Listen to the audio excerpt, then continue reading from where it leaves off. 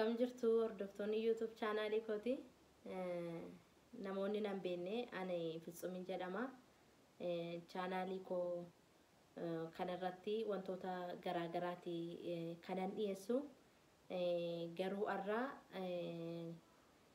Zakkaariyaas wajjin dhufe. Zakkaariyaas anaaf abbaa manaa kooti. Garuu har'a waa'ee yeroo darbee koronaa vaayirasii ilaalchisee yaada beekumsa qabu nuuf hiree ture. Har'as immoo yaada informationii yookaan odeeffannoo qabu nuuf hiruu dhufe. Kanaaf baay'ee guddaa galatoomnittiin jedha. Innis itti fufachuudha. Salega galatoomni fiste nagaan isin fatoon keessanii fi yeroo darbe waa'ee koronaa vaayirasii yookaan immoo rakkoo yeroo ammaratti yaada tokko tokko waliin kaafnee dubbannee turre. Har'as immoo namoota keenyaaf hin fayyadaa jennee waan yaadnu finfinnaa sababni isaa gaafa sana duwwaa dubbannee waan ifnu miti. Daddabalataan yeroo garaagaraatti odeeffannoon garaagaraa ba'aa bulaa. Namoonni immoo carraa argameeni odeeffannoo kana argachuu qabu.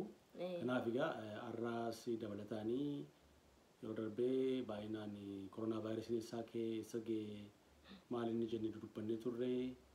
Amma tokkos immoo namoonni keenya akka of eeggatanii fi in ta'a jennee waan beeknurraati hirree turre. Har'as immoo dabalataan baay'ina waanii amma kumni kun maalirra ga'ee jira? Maaltu fala argame? Fala maaliif jira? Jedhee namni gaafachuu danda'a. Isa abdeetii isaa yookaan immoo amma irraatti waan jiru dabalataan dubbannaa. Caalaatti irratti garuu akkamittiidhaaniti yoo maal goonee dhukkuba kana ofirraa ittisuu dandeenya jennee dubbannaa jechuudha. Kanaaf egaa ammas taanaan wanti nuti irraa kaanu akkamittiidhaan darba kumni kun jennee yoo dubbanne beekneti akkamittiidhaan immoo itti fufna jechuu dandeenya jechuudha. Utuu hin qabamin dura of eeggannoo gochuu qabnu. Erga qabamne booddee yaaddoo kan biraa keessa lixuurraa utuu hin qabamin dura of eeggannoo gochuu qabnu. Ogeessa fayyaa dhaggeeffachuutu nutti jira jechuudha. Kanaaf itti fufii yaada kee. Kanaaf egaa akkuma nama sila jedhee amma irraatti koronaa vaayirasii ilaalchisee maaltu jira yoo jennee namoonni baay'een akkuma agar dubbisuu danda'an yookaan immoo warra information hin qabne kan akka argatanitti qoricha mammaatti hin baane. Qorichi hin jiru. Kittibaatiin hin jiru. Talaalliin hin baane jechuudha. Odeeffannoo garaagaraa akka argannutti talaallii biyyoota garaagaraatti gaggeeffamaa jira. Yaalaa jiru jechuudha. Yaaliirra jira jechuudha. Teraapeetikii yookaan immoo fayyisuudhaaf immoo qoricha soquu irratti yookaan baasuu irratti immoo namoonni irratti dhamaa jiru. Haa ta'uyyuu malee mammaatti kanatu kana jedhamee wanti bahee hin jiru. Wanti dubbatamu iddoo akkasitti yaalamee asitti darbeera waan jedhamu dubbaa jira. Kun jechuun yeroo fudhata. Kumni kun yeroo namaaf kenna. Yeroo namaaf hin kennu. Kanaaf amma waan akka keenya keessa jiru maa inni ittisu jira. Amma danda'ametti waaqayyoonis kadhannee waan beeknu ofirraa ittisu. Sirreedha. Dhugaa dubbachuudhaafi waa'ee dhukkuba kanaa wanti nuti beekameera waan jedhamu hin jiru. Kana duwwaatu jira kanaan itti fayyadamu jedhamee wanti jala muramee dhume hin jiru. Garuu ammi beekame jira. Ammi beekame jechuun karaa kam akka darbu wanti beekame isuma kana nama kana ofittisuu yaalla jechuudha. Kanaaf egaa jalqabatti koronaa vaayirasii jechuun uumama isaanii baay'ee xixinnoodha. Yoo fudhannee ilaalle amma antiijinii yookaan waan jarmiimti waliigala jarmii keessaati wanta akka baakteeriyaa fangaalii warra jedhaman guddaadha. Seeliin isaanii jechuudha. Vaayirasii jechuun garuu baay'ee xiqqoo mikroskooppii isa normaaliin arguu hin danda'amu. Kanaaf qilleensa keessa namni tokko waddee qabame booddee yoo qufee qilleensa irratti facaase sababa baay'ee xinnoo taatee fi lafa hin buutu. qilleensa irra turuu dandeessi jechuudha. Yeroo dheeraaf turte jechuudha. Kanaaf namoonni salphaatti itti darbuu danda'a jechuudha. Kanaaf akka salphaatti faca'a dhukkubni kun. Utuu akka baakteeriyaa ta'ee giraavitiidhaan lafatti harkifamee lafa bu'a. Kun garuu giraavitiidhaan hin buutu. Sa'aatii 3-4 turuu dandeessi qilleensarra. Kanaaf iddoo tokkotti yoo namni qufee deeme yeroo dheeraadhaaf sababii turuu fi namni sun dhibee sanaaf saaxilamuu sababa kanaaf danda'a jechuudha. Waan nama dhibu namni qabamee kutaa tokko keessatti yookaan immoo mana keessatti qufee yoo ba'e namni kun yoo duraallee ba'ee deeme namni kan biraa yoo dhufee haalli qilleensa sirkuleeshinii qilleensa gaariin hin jiru taanaan ufni qilleensa sana keessa qabamuu dandeenya jechuudha. Isa booddee maal godhaa vaayirasiin kuni funyaan namaarraa yookaan afaan namaarraa yookaan ija namaarra bu'ee karaa sadii lama wanti yaadamee jiru. Baay'inaan afaanii funyaani. Garuu iji samma akkama jedhamutti karaa ijaas darbuu danda'a jedhama. Kanaaf karaa kanaa yoo haqee bu'ee nuun biriizii yeroo goonu yookaan immoo afura baafannu keessatti eessa dhaqaa vaayirasiin suni gara sombaa dhaqa. Tiraakiyaa miti gubbaa miti gadi bu'a jechuudha. Dhaqeetti somba sana hubaa jechuudha. Kanaafi egaa kana beeknerra amma maal beeknerraa dhukkubni kun akkamitti akka inni faca'u beeknerraa jechuudha. Kun karaa dhufaati. Karaa biraa homaa inni vaayirasiin kun dhaqee sarfasii yookaan immoo wantoota waan akka minjaalaa kompiitara yookaan immoo iskiriiptoo qabannoo manaa waanuma jirurra bu'uu danda'a.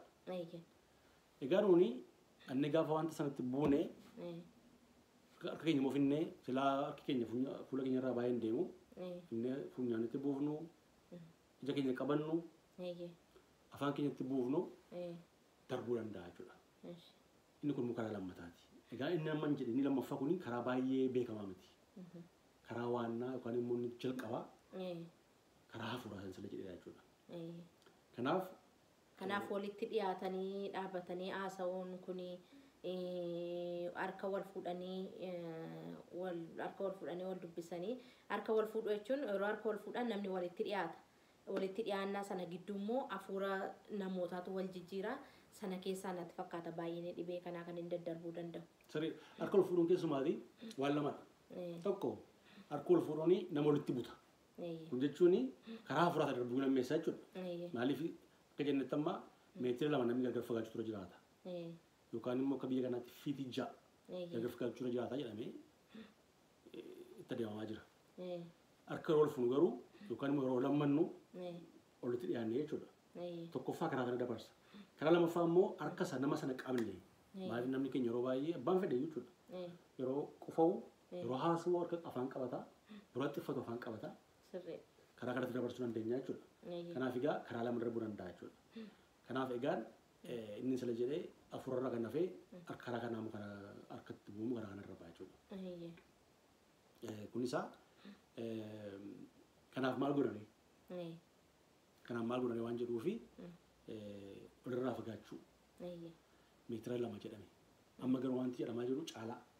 Amma ammaatti wanti fudhannee deemaa jirru akka amma CDC jedhuttis WHO'n akka jedhuttis meetira 2 yookaan fiitii 6 gargar fagaachuu qabu namni jedhee yaada. Labsuu jechuudha. Garuu amma qorannoon babba'aa jiru immoo dhukkubni kun by the way qoratamee dhumne. Qoratamee dhumne jechuudha. Tuma deemamaa jira. Karaa biraas darba jechuun danda'ama booddee. Vaayirasii kun sababa baay'ee xinnoo taatee fi namni yeroo qufa'u yeroo xiffatu meetira 2 yoo ta'u meetira 6 meetira 8 deemuu danda'a jedhamee yaadamaa jechuudha.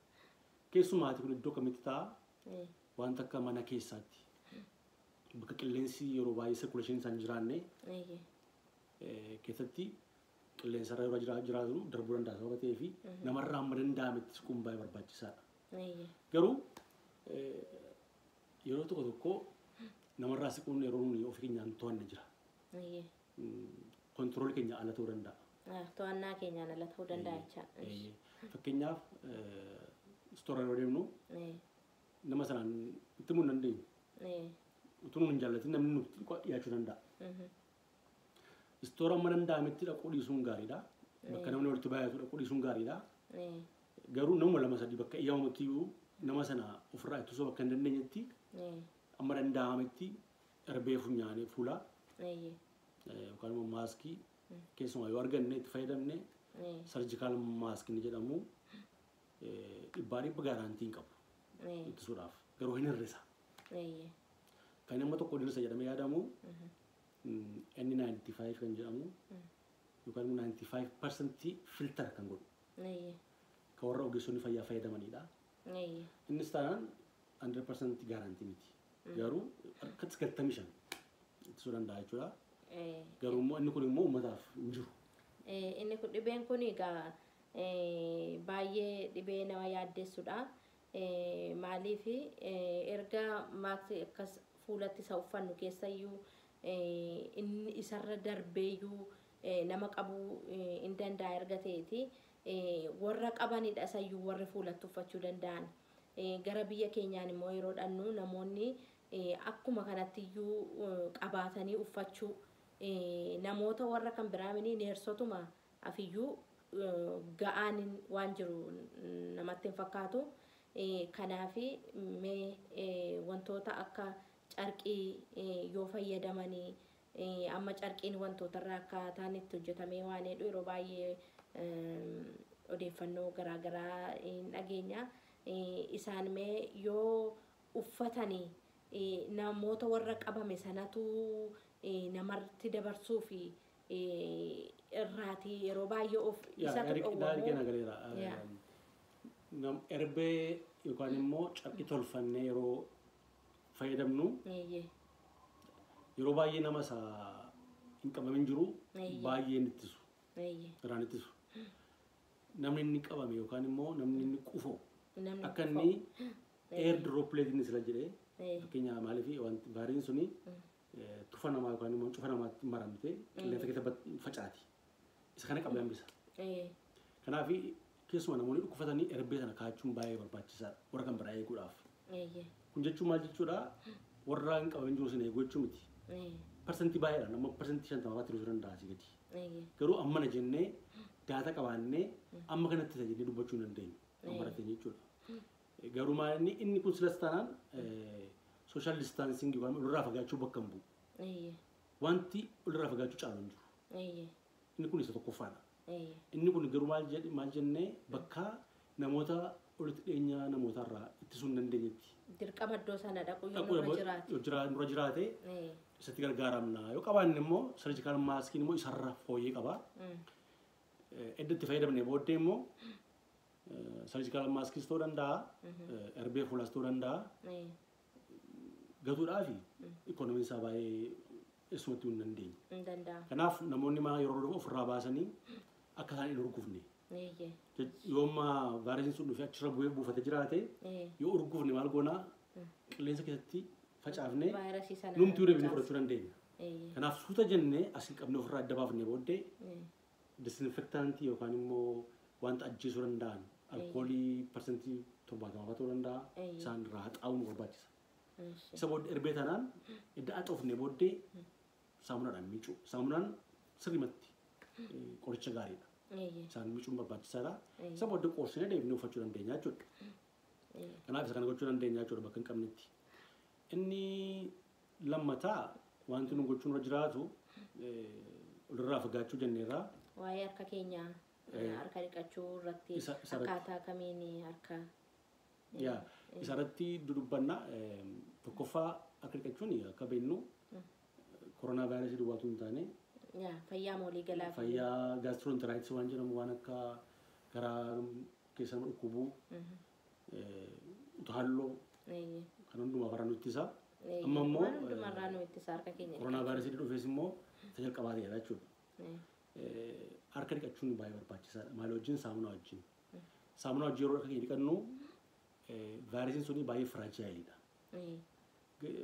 Akkuma hamaa taatee garuu immoo salphaatti modduuti. Akka baakteeriyaa fa'aa garaa mataan jabaattu. Saamunaa argatteenaan takkumaan disintigireetii taati. Yookaan immoo uumamti ishee maanni ooyilii yookaan immoo wanta akka qibaatii qabdi. Qibaatii amma yeroo keenya qibaatii ta'u maaliif ofirraa baafna saamunaa miti? Saamunaa. Naatti fakkaata bulluqiin gargaara. Bulluqi baay'ee gargaara. Bishaan bulluqaa, bishaan ho'aa, bishaan ho'aan baay'ee filatama yoo jiraate. Yoo jiraachuu baate garuu bishaan jirutti gargaaramna. Garuu yoo jiraate bishaan ho'aan tokko fakka saamunaan sun baay'ee oomachaa godha. Bakteeriyaan sun akka vaayirasiin sun akka dafee du'u godha jechuudha. Kanaaf bishaan bulluqaa fi akka saamunaa bishaanii sirriitti dhiqachuun barbaachisaadha. Namoonni garuu harka dhiqachuun waan gahaadha kan jedhanii fi akkaataa itti dhiqatan qabakki. Inni yeroo kan biraa dhiqannuu fi inni kun adda adda. Maaliif ammaa vaayirasiin kun gaafa harka keenya irra buutu qeensa jala galuu dandeessi. Quba lamaa gidduu galuu dandeessi. Kanaaf maal goonaa waan shan xinnaati goona. Jalqaba bishaan bannaa bishaan bu'aan bu'aa ta'uu danda'a yookaan namni nama buusuu danda'a. Harka keenya jiifannaa. Namni nama buusuu sana gidduu taasaa kenkutaa namni nama buusuu sana irratti xinnoo ishee biyya keenyatti isatu baay'ata. Rakkoo qaba. Rakkoo qaba namni walitti dhiyaata sababii ta'eef. Yoo baay'atee ofiisaatti namni sun maaskii qabaatee jiraata jechuudha malee isa alatti gaarii miti. Bishaan itti buufannaa sana booddee saamunaatti goonee homacheessina. Sana booddee sirriitti sukkuumnaa akkas goonee sukkuumnaa. Skraabii goonaa yookaan immoo rafa gaffagna sirriitti akkas goona karaa lamaanuu. Sana booddee quba lamaan gidduu akkas goonaa hin baafna jechuudha. Isa booddee qeensa gidduu akkasitti hin baafna yeroo qabnu jechuudha. Yoo xinnaate sekoondii 20 akkas goonee qeensa irraa baafna. Isa booddee akkas goonee immoo karaa duubaa immoo dugda duuba keenyaa saamunaatti waliin geenya jechuudha. Ammas akkas goona jechuudha. Kuni ammas akkas godha jechuudha. Kuni warri OR keessatti yookaan immoo bakka sarjarii godhan bakka sanadhuu keessatti godhan yeroo baay'ee kan isaan godhanidha jechuudha. Ofirraa waan du'a baasuudhaan. Sana booddee maal godhaa hin qorfanna. Kana jechuudha bakka irratti dhiqan. Garuu yoo harka dhiqachuun yookaan bishaan hin jiru ta'ee saamunaan hin jiru ta'ee maal goonaa waan jedhamuufi handi sanitaayizarii waan jedhamu alkoolii parsantii 60 olii kan ta'e itti fayyadamuu dandeenya. Innis garuu namoonni baay'een amma asuma akka isaanitti buusanii akka godhanii badhiisu. Kun sirrii miti. Waan tokko hin godhu. Asirra jiraate hoo gara duubaa quba qeensa jala jiraate hoo maal goona? Yeroo baay'ee namni yeroo baay'ee afaan isaaniitti qeensa isaanii akkas godhu amala gadheedha waan akkasii achi keessaa bahuu danda'a jechuudha wanti kun. Kanaaf yeroo alkooliidhaan godhannus alkoolii sana akkuma amma sirrii dhiqannetti sekoondii 20 alkoolii sana waliin geenye asinis geenye amma alkooliin sun keenya irraa kashalee goguutti goonaa jechuudha. Goonee dibannaa jechuudha alkoolii jechuudha. Kanaanitti ofirraa itti fufnaa jechuudha. Karaa biraa wanti nun goonu bakka namoonni baay'een ga'an waan akka minjaalaafatti yeroo bu'anii waan akka qabannoo balbalaa wanta akka siwiichii ibsaa yeroo hundumaa amma disinfektii yookaan immoo keemikaalaan haxaa'uun barbaachisaadha. Maaliif namni akka isaan achirraa qabatee fudhatu sababa ta'eef kan gochuun barbaachisaadha jechuudha. Namoonni qabaman immoo addaan ba'anii taa'uun gaariidha. Yeroo waqti uffatan yeroo qufaan waan akka caqqiitti qufa'u maal caqqii sana fudhanii gatu tishuu ta'uu danda'a. Yookiin immoo yoo dhaban immoo akka irreetti qufa'uudha.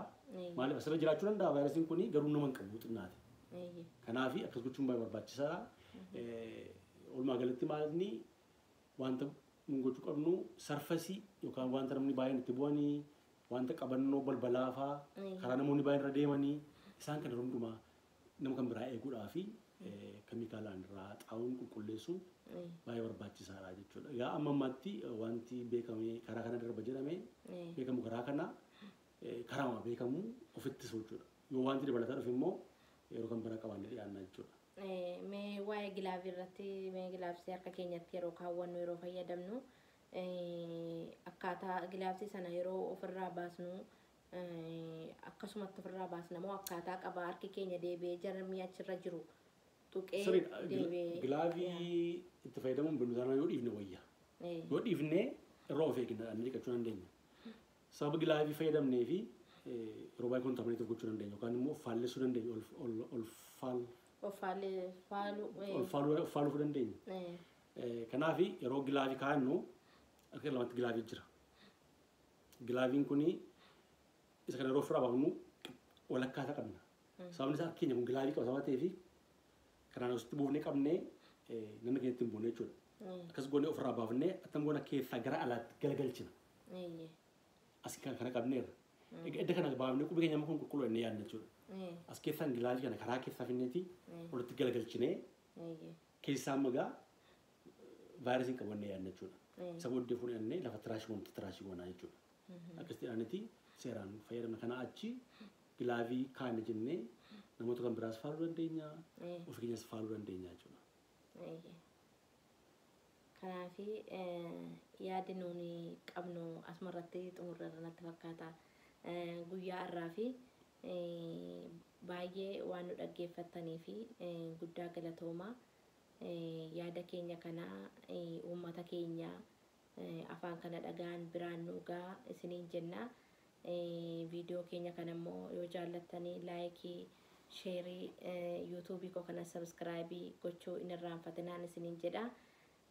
Nu sabskraayibii gootanii nuunis jajjabeessitanii maatii nuuf ta'an isiniin jedha. Baay'ee guddaa galatoomaa. Sagantaa biraa qabadhee amman dhufutti nagaan naaf ta'an isiniin jedha. Guddaa isin jaallannaa. Baay'ee.